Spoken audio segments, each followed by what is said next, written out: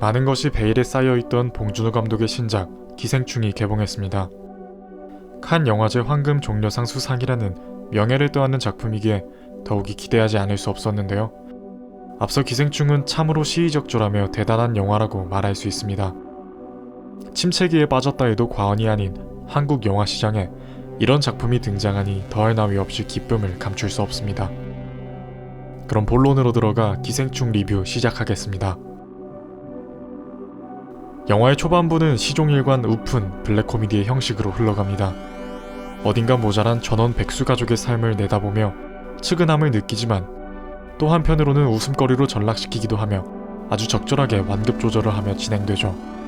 이는 모두 영화의 후반부를 위한 장치라고도 볼 수 있는데 영화는 서서히 노선을 바꿔가다 이내 후반부에 다다라 스릴러 내지는 서스펜스로 장르 전환을 맞이하게 됩니다.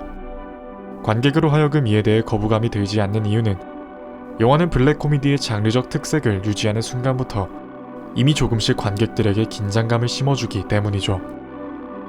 예를 들어 조금은 과장되게 사용된 음악이나 인물들 자체의 성격을 통해 말입니다. 기훈의 가족은 그저 철이 없다고 생각할 수 있지만 외적으로 보이는 것 그 이면에는 왠지 섬뜩한 감정들이 항상 도사리고 있습니다. 산수경석을 매만지는 기우의 행동이 꼭 그렇죠. 기생충은 계급 사회에 대한 메타포를 여럿 구성하고 있습니다. 반지하와 언덕집, 기훈의 가족이 박사장네 가족의 눈을 피해 바퀴벌레처럼 이리저리 숨어버리거나 계단을 끊임없이 내려가는 모습 등 상층과 하층의 구분을 여실히 드러내고 있습니다. 현 사회의 계급 구조는 피라미드 형식으로 되어 있습니다. 가장 아래의 집안을 차지하는 것이 바로 기택의 가정과 같은 사람들입니다. 피라미드형 구조는 집안이 잘 다져져야 무너지지 않습니다. 박 사장이 살고 있는 집에는 전쟁에 대비해 만들어진 지하 벙커가 존재합니다. 이미 그 집을 설계하는 순간부터 존재했다고 말하죠. 다시 말하자면 박 사장의 집은 지하부터 지어졌다는 말입니다. 설계도를 그려놓고 집을 완공한 뒤 다시 지하를 파지는 않을 테니 말이죠. 그리고 그 지하에는 남몰래 문광의 남편이 기생충처럼 살아가고 있습니다. 매일 밤 모스부호를 통해 박 사장에게 큰 감사를 전하기도 하지만 일가는 그저 전등이 고장난 줄로만 알 뿐 그의 존재에 대한 의심조차 하지 않습니다. 이를 통해 상층은 하층을 볼 수도 없고 보지도 않는다는 씁쓸한 현실을 적시하고 있죠. 기생충에서는 상하구조의 모습뿐만 아니라 평면적인 위치에서도 그 차이가 드러나는 장면이 있습니다. 바로 박 사장을 태우고 운전기사로 일하는 기택의 모습이죠.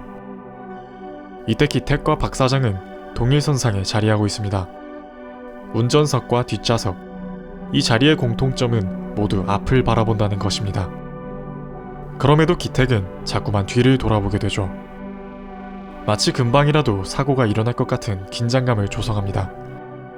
기택은 상류층인 박 사장과 나란한 위치를 준수하면서도 끊임없이 뒤를 돌아보는 회귀적인 입장을 취합니다. 앞을 보아야 함에도 자꾸만 뒤를 바라보는 것. 기택과 박 사장이 결코 같은 선상을 달리지 않는다는 것을 암시합니다.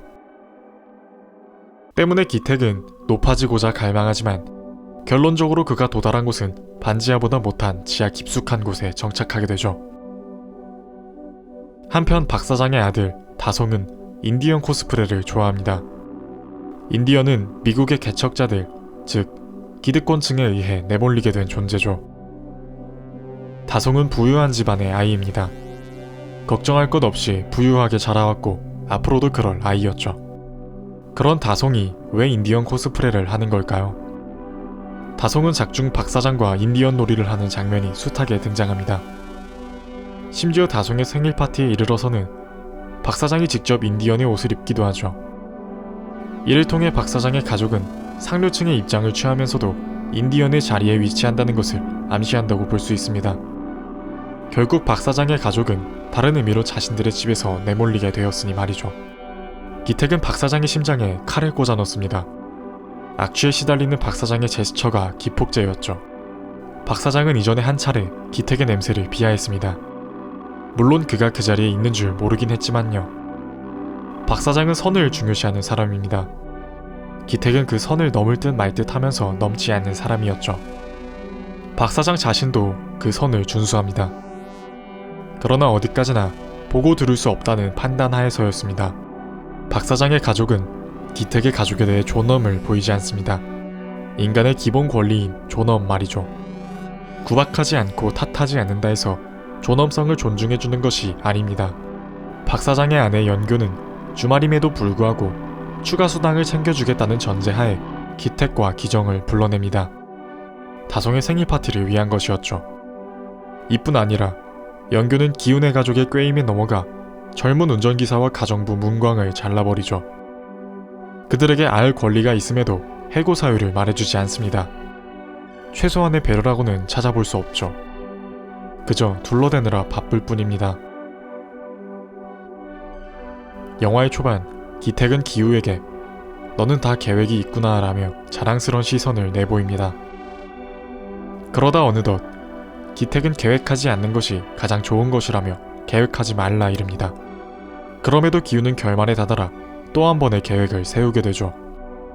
계획대로 되지 않는 것을 몸소 겪고도 내린 선택이었습니다. 산수경석으로 머리를 강하게 얻어맞은 여파일지도 모르지만 그는 그 깊은 지하에서 아버지를 꺼내겠다는 열망 하나에 초점을 두고 돈을 벌겠다 다짐합니다. 터무니없는 계획이죠. 아니, 망상에 가깝습니다. 앞서 기택이 획기적인 입장을 띈다고 말했듯 기우 또한 그러한 모습을 보이는 것입니다. 아비에 이어 자식 또한 같은 실수를 반복합니다.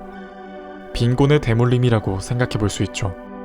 영화가 끝나는 시점까지 기택의 가족과 문광을 포함한 가난한 사람들은 끝끝내 낮은 자세를 유지합니다. 여전히 반지하에 사는 기우와 충숙, 더 깊은 지하로 내려가고만 기택, 땅에 묻혀버린 문광, 예외로 죽음을 맞이한 기정만이 납골당의 높은 칸에 자리 잡았죠. 즉, 낮은 자리에서 벗어난 인물은 더 이상 세상에 존재하지 않는 기정뿐입니다. 기생충은 다양한 해석이 가능한 영화입니다. 제 해석이 정답이라고 말할 수는 없습니다.